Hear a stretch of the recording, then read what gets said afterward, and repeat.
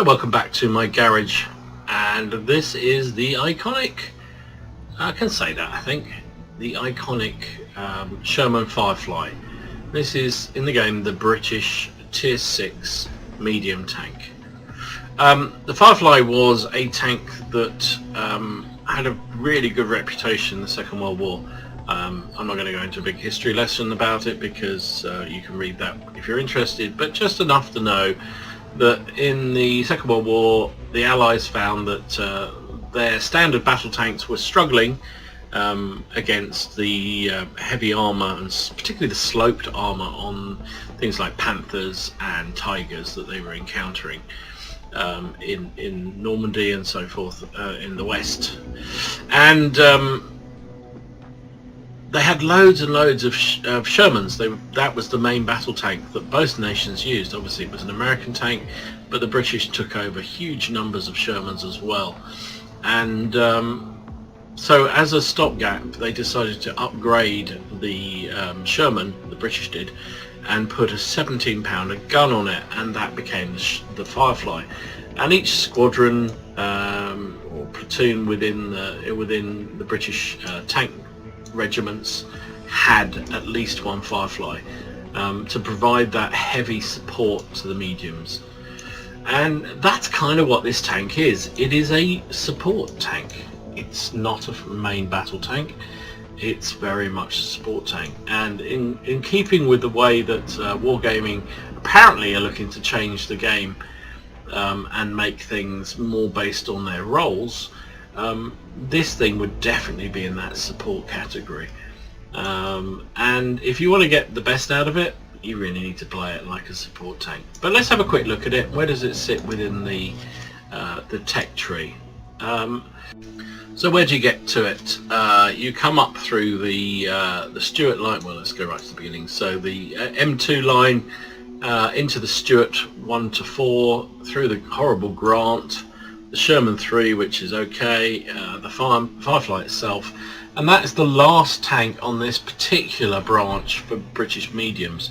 Who knows, in time they may well fill this in, but at the moment you drop from the Firefly into TD land, and so you become a Challenger, which is horrible, the Charioteer, which is excellent, the Conway, which is okay, and the FV4005, which looks absolutely ridiculous. I've only played it on the test server. So anyway, the Firefly. So you can see just in its positioning, the fact it then goes on to be a TD line is another indication that this tank is primarily to be used as like a TD, as a support vehicle. That's what it's good at. So the tank itself, let's have a look at the grind. The grind is not particularly friendly, if I'm honest. Now a lot of these guns you will already have, and if you've worked down any of the other British lines, you will have some of these guns already. The that's a unique tank, so trust me to choose the unique gun. So here we go. So the top gun on this tank is the 17-pounder Mark 7 gun, and that's the same one as you get on the Black Prince, the Centurion 1 and the Carnarvon. So if you've already worked your way down through the other medium line or the British heavy line, you will have this gun unlocked already, and that's good. However, you will still need to get this top turret, and you will also need to work your way through some of these other guns. That one is the top gun on the Sherman 3, so that's fine. So when you unlock this Sherman, assuming this Firefly, assuming you've been through and unlocked the whole of the Sherman 3, you will have, what's that, second top gun, 76mm. You will also have the 105mm derp gun. So your gun choice is fairly effective straight away. You're going to have 3 guns to play with if you've unlocked the whole of the Sherman 3. You will then need this turret, and that will unlock the top gun, which again, if you've worked your way through the TD line or the heavy line, you will already have. So that's good, but that's a big if. Not that line, that one. Oh, Dom, you're stupid. So that second top gun, the Tier 7 gun. That's the one that you will have unlocked if you've gone through the heavy line. So you don't need to worry about the radio. The engine, well, it doesn't give a huge amount. The engine on this tank is not particularly brilliant. It's got quite a lot of weight to lug around, so you don't get it's not a nimble tank. So you can see the upgrade from the basic engine, which is this this Wright Continental. It's only 400 horsepower already, and then you go through one upgrade to a second upgrade, and that only gives you an extra 60 horsepower. So it's a low priority getting the engine on this thing. Obviously, if you're going to keep it, or you want to move on, or you just want to be slightly more effective, then it's worth having that engine. But really, it's not going to add a huge amount to you. This thing is not nimble. Tracks, you will also, as memory serves, you need to unlock the tracks before you can get this top turret, and therefore before you can get the top gun. So probably order of unlock, if you haven't already free XP'd anything, is tracks, turret, gun, engine. That would be my kind of recommendation on this thing, because yeah, the engine is not going to give you a huge amount, so you might as well unpick that last. Oh, and also radio, I suppose, very last, but nobody cares about the radio. So anyway, let's go and have a look at it in the garage properly. Oops, sorry, I've been displaying garage. What is it doing that way? Give me the preview option. Okay, didn't want that. This is what I wanted. So, oh, it's a good vehicle. I enjoy playing this. I've kept mine. I've got one stripe on the barrel, you can just about see. This camo isn't fantastic, so anyway. It fully upgraded. This thing is a really good support tank.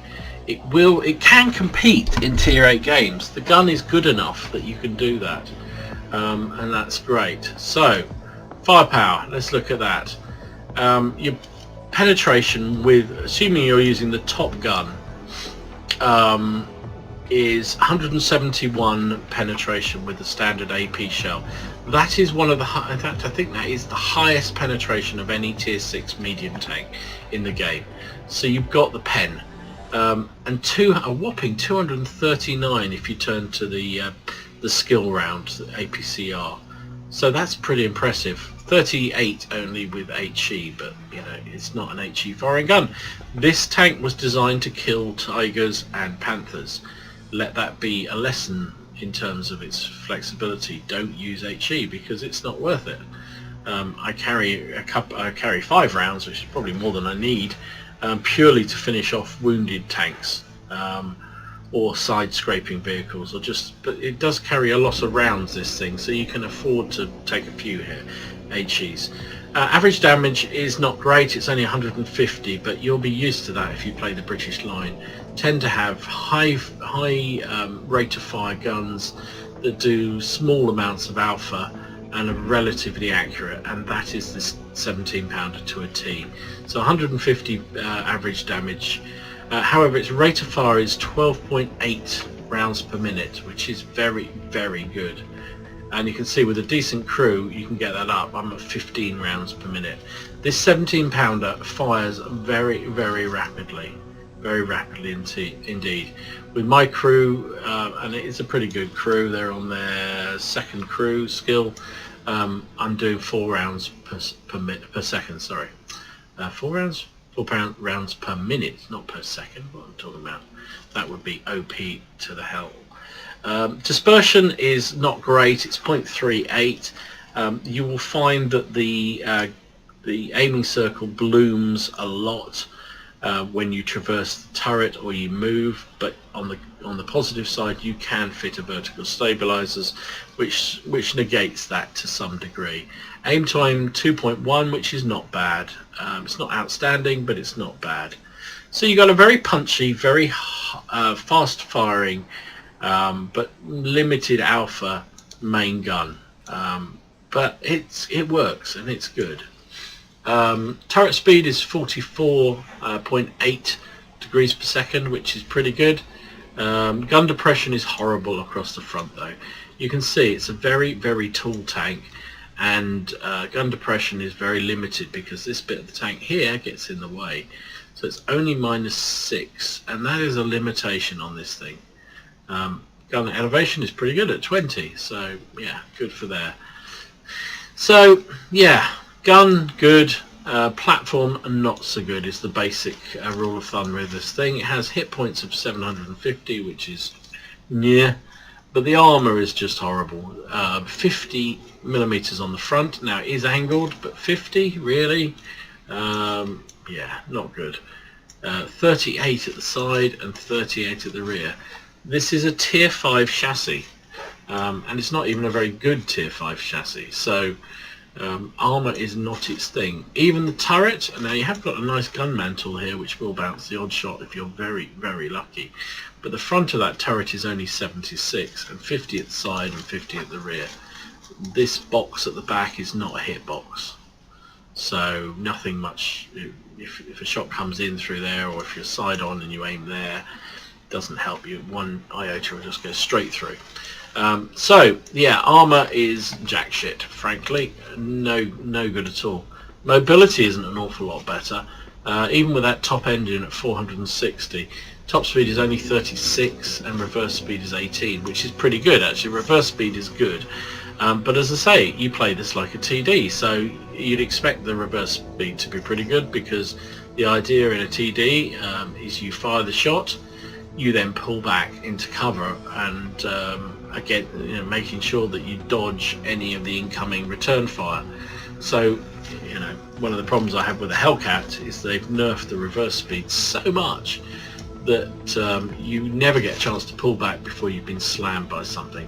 That's not a problem in the Firefly. You have got reasonable reverse speed, which is good, and very good traverse speed as a hull, so that's 45 degrees per second, so it will spin round very nicely. So mobility is a mixed bag. Certainly in terms of turning of the turret and the hull, it's pretty good, but every other measure of mobility, nah, not so good.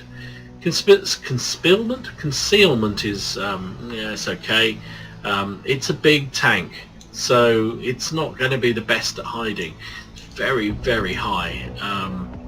In terms of its height, that negates a lot of its camo bonus. So yeah, don't expect to hide in this thing. You may, if you're very lucky and you've got a very good camo crew, manage to get that first shot off, but once you've fired, everybody will know you're there, so be prepared for return fire. View range is 370, is that right? Let me just double check, because this is the only problem with this new way they've set up the garage now. You get the stats based on your crew, not on what they should be. It's still saying 378, so view range is not brilliant. Now there's a case for taking binos on this vehicle. I've chosen to run improvised vent because of the benefit it gives to my crew. Allows my aim time to go down and my load time to go down, and gives it a tiny bit more mobility. But there is a case for putting binos or optics on here to improve that view range. I find that the way I play best with this tank is exactly its role in life, which is a support tank, and I don't really want to be on my own. I don't want to be facing a whole load of enemies on my own, so I would rather be in amongst, just behind the attacking guys, just to support them and to keep that 17-pounder laying down some smackdown on anything that comes against my heavies and so forth. So signal range is 500 plus, but nobody cares about that. So yeah, this thing is a big, relatively slow moving target, which means arty love it. So you will need to be conscious of that, because it has got very little armor, and it's a relatively big target, means that arty will love you. So be aware of that. But overall, I think this tank is really good. I've kept it. I like the play style in it. It's hard to carry a game.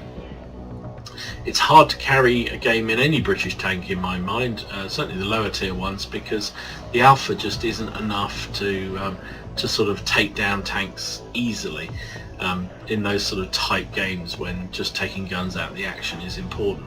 That said, this 17 pounder has really good penetration and a pretty good aim time and is pretty accurate. So, you know, the rate of fire is very high, and the alpha and the penetration is very good. Alpha is disappointing, however.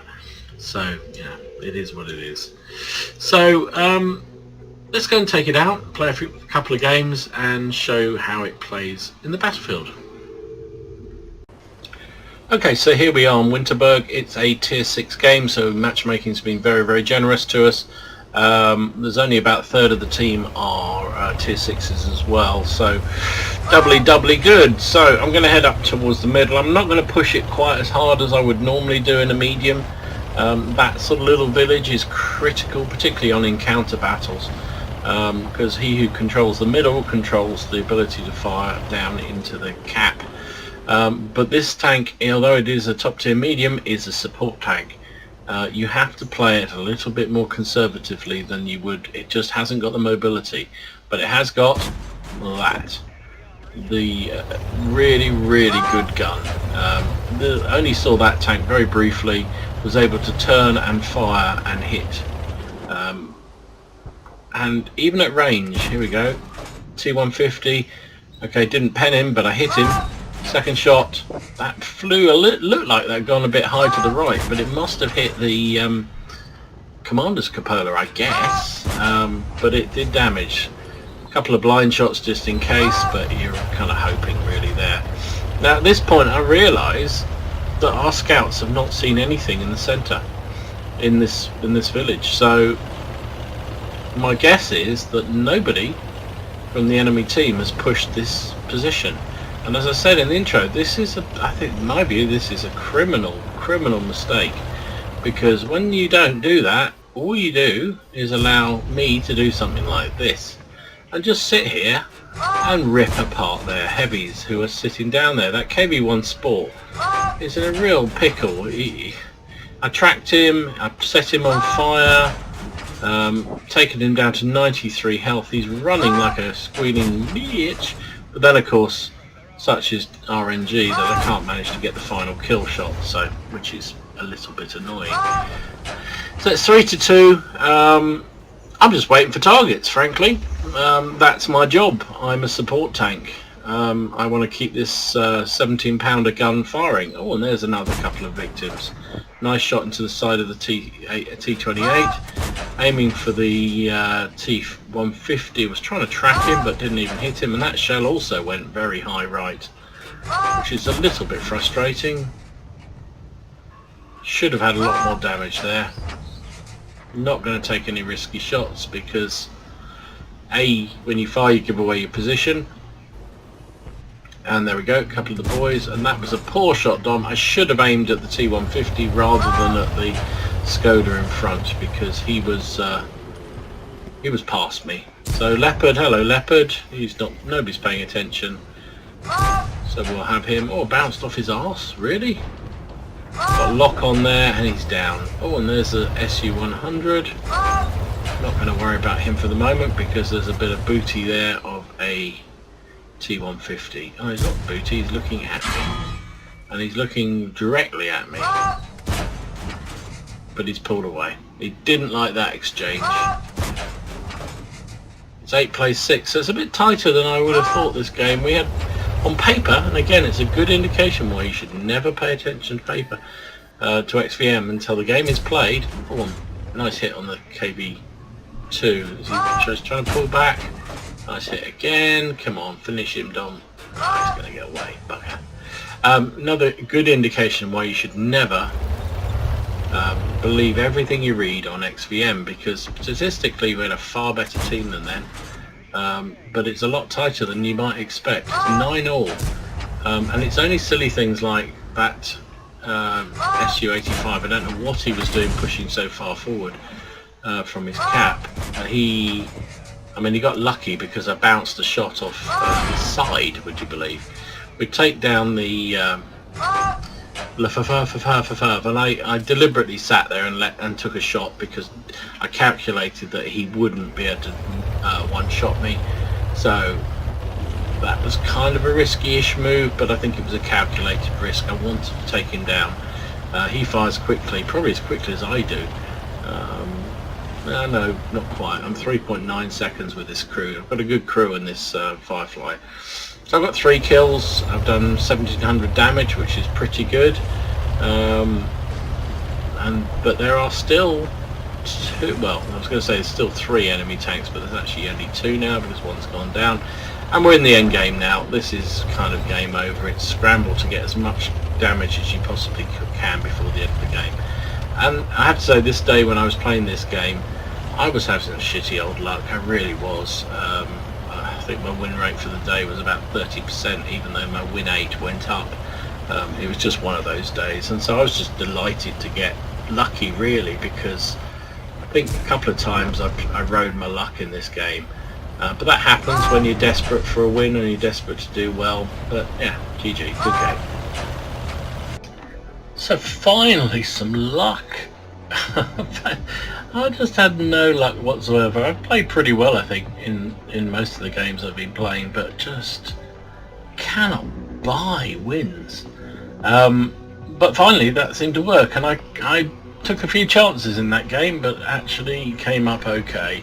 The problem with the Firefly, and I really like the gun on the Firefly, is that it's not really a proper medium. It's more like a TD, and so you got to play it quite carefully.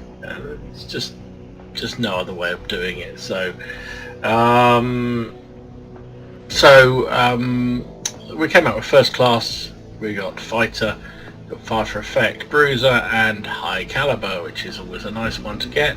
Slowly creeping up towards my 150 kills, need 9 more, so that was 4 of them in that game. So we finished up with 2,207 damage, 4 kills, 971 base XP. Christ, that was almost double what everybody else did. 31 shots fired, so we certainly let the rocks go. 21 hits, 17 penetrations. A lot of it, more than half of it, was at long range. It took 3 hits, all 3 penetrated. It's a Sherman. It's a tier 5 tank. No armor to speak of, so yeah, you get hit, you get damaged. 32,000 credits. Didn't fire any premium, didn't need to. Came out with 23,645 with a premium account. 12,850 if I hadn't been running premium, and just shy of 3,000 with my times 2 for the day, and would have been just shy of 2,000 if I hadn't been running a premium. So maybe we should chance our arm and try again, see what we can do. So this time we're on Erlenberg. It's a tier 8 game, so matchmaking has not been so generous to us, but never mind. You've got to play what's put in front of you. Now, Erlenberg, I think, is a broken map. Why do you think that, Dom? Well, I'll tell you why I think that. Because it's more so in the both maps, really. It doesn't matter if it's encounter or assault or standard battle. The problem is what happens exactly is going to happen in this game. The majority of the green team heads to the 1, 2, 3, 4 side of the river, and the majority of the red team goes to the 890 side of the river. And then you get this mad standoff between the two sides until somebody manages to exploit a gap crossing the river, or whatever, manages to get across. But you know what's happened here is it just happens in 9 out of 10 games. And when I first started to play World Tanks, they used to have the caps were on the same side of the river. I think, if I remember rightly, the green was on the other side of the river, and they felt that there was too much camping if they did that. Can we hit this? No, we can't hit it. They felt there was too much camping, so they changed it and put one on each side, and for a while it seemed to work.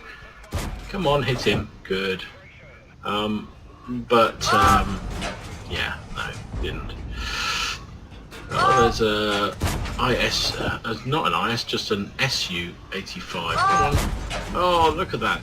And this is the problem with this, this gun is very good and it's pretty accurate, but such is the way they've nerfed, oof, should have killed him, distance shooting. The shells can be really, really random where they fall. So it's 2-all. It looks like the enemy have not pushed, as I suspected, not pushed anything really substantial down this side of the river, which means almost all their tanks are sitting up on the ridge at well, the 8-9 line there, looking across, and there's an IS-3. Because an IS-3 is a great distance firing tank. So I'm coming down to try and support the guys here, protecting the cap. The problem again with this tank is the gun depression isn't outstanding, so you do have to expose yourself a bit more than you'd probably like to, given the fact you have zilch armour. Now, because I know where they're likely to be, there's a Steve 42 up there, there's a T44, Skoda T something or other, I can't read it on the minimap up there. And I was tempted to have a couple of wild shots just to see whether we could hit anything, but what often happens when you do that is the moment you do, the enemy appear and you've wasted the opportunity to fire. So we are actually we're actually winning this game 3-2. However,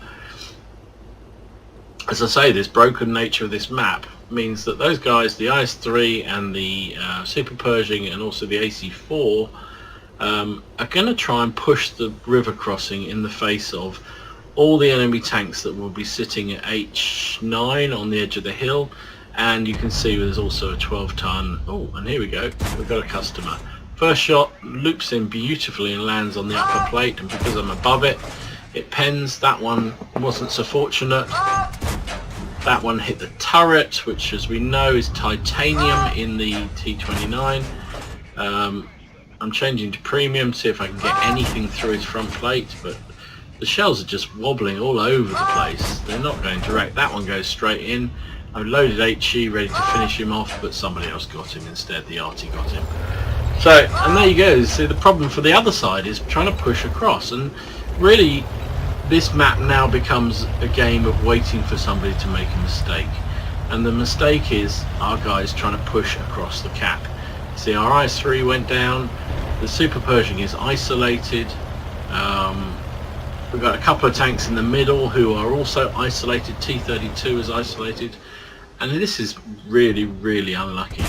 I'm trying to support the T-44 100. I've hit 1, 2, 3 shots, that one missed. Aim a bit higher, Dom. It's a long range shelling, but that's 3 shots into the E25. Bounce that shell, which is unfortunate. 4th shot into the stealth tank. Should be able to kill him. 10 hit points. 10 hit points, guys. And then that one bounces off his side. And that one bounces off his top. So I left him on 10 hit points and bounced 2 shots that would have killed him. Now that is going to come back and bite me up the arse. So I did what I could to support the T-44, but you can see I don't think I was terribly lucky there. So we've got the Super Pershing trapped on the other side of the hill, other side of the river, sorry. The T-32 and the Steve 42 also on their side of the river. It is 5-all, and they've tried to push the river, and that's got to be applauded. However, there still are a lot of powerful enemy tanks, and the enemy also have 3 artillery still left. So do we, but ours don't seem to be that as effective as theirs are. So I'm coming up here just to try and support that T-32. I don't want him to die, and he's a bit isolated. Here comes, and the Skoda's recognised it. The enemy Skoda has recognised that that they're isolated down there. He rushed off the hill. He's spotted for the IS-3 who took down the T-32. He paid for it with his life, but hey ho. It was probably a good exchange to take down our Tier 8 heavy. So it's 6 plays 7, but they still have an IS-3, an SDA-1, a T-44-100, a T-28, all tier 8 tanks. We only have the Lurv at tier 8 as a heavy tank. There's artillery left on both sides as well, but they've got a significant advantage in tiering, and they're going to use it. So I'm trying just to get some support shots, but the problem is, and again, I know that the moment I get spotted, I'm going to get slammed. And there you go, I've been spotted. And I can see what's going to happen. If I was the enemy now, I'd know that the enemy, we're heavily engaged around and up our cap. And you see the T-44-100's popped up. That's what I would expect him to do. If I was in his shoes, it's exactly what I would have done. Is come round the open flank now, come up the KJ line, and then come down the 1-2 line and try and clean up. And that's what he's done. He's circling our Jagdpanther 4. There's nothing the Jagdpanther 4 can do about it. And now he's going to have a clean run on our RT. And unless the RT get very lucky in shotgun, yeah, good night Vienna. But you can see this tank, it's a great support tank, but it really hasn't got any armor. And in these sort of matchups, when you're in a tier 8 game, and particularly when you're up against heavy tier 8s, it's really hard. There's Steve 42. Will we get a shot on him? Yes, we do. Very nice, 160 damage, but it's not going to be enough. I really need to take him down. You can see our T-44 is now around behind us. I mean, this game is over. It's just a question of can you do a bit of damage before the game finally peters out with a victory to the enemy team. I'm only on 49 health, sorry. So maybe belatedly I decide to head back to try and do something about that T-44. But really, I tried to react earlier, but all our tanks in the middle died. And that was an unfortunate spot because I got in here. I could have had a nice ambush on that T-44, but as it was, our friend the E-25, the one who I hit twice when even on 10 hit points, takes me down, and that is it. So, and there goes the Lurv. Game over. Oh well, so much for a bit of good luck. I thought I did okay in the first one, did alright in this one. Just no luck at all. E-25, who eventually killed me, I should have killed him. How many times did I bounce off him? I know I was firing at range, but this is a 17-pounder gun, for crying out loud. The MT-25, how many times did I shoot at him? Not hit him. Drives you mad. Oh well, what can you do? 381 base XP, 1,504 damage, no kills however. 26 shots fired, 16 hits, 10 penetrations for 1,500 damage. Took 4 hits, all 4 pendus. Well, there's an ongoing theme. 21,000 credits after costs and rebuilding the tank, 8,000 profit. Yeah, nothing special. 572 experience. So, oh well, maybe I should just go and read a book or something. It's been one of those days. Hope you enjoyed the video at least. If you did, please click like. And if you haven't already done so, click the old subscribe button. It's free, it's easy, and it makes me feel happy after a really shitty day of playing World of Tanks. Anyway, enjoy your games. Hope you have better luck than I do. Just remember, it is just a game, and try and enjoy it. And I'll see you again soon. Gamer Dom out. So that's the Sherman Firefly. It's a good tank without being a great tank. That's how I describe it. In the right sort of game where you can provide the sort of firepower and support role that the Firefly was originally designed to do, this can be an absolute gem to play. When you have to play out of character, so when you have to play like a proper medium or brawling, you'll die. And so try to play this the way it was intended as a real tank, and you'll do well at it. I like it very much. I've kept it. I continue to play with it from time to time, not as much as I once did, but I think it's a good tank. So anyway, thanks for watching this video. If you enjoyed it, please give a like down below, and if you haven't already done so, subscribe to the channel. Just click on the subscribe button, and then you get to see whenever I post anything new up on the channel. And thanks for those that have done that. Makes it great. Makes me feel good, and makes things good when I see how many people are following the channel. So thanks very much if you're one of those, and if you're not, make sure you are. Thanks for watching. See you again soon. Enjoy your games. Have fun. Remember, it is just a damn game. It's not for real. And I'll see you again soon. Gamerdom out.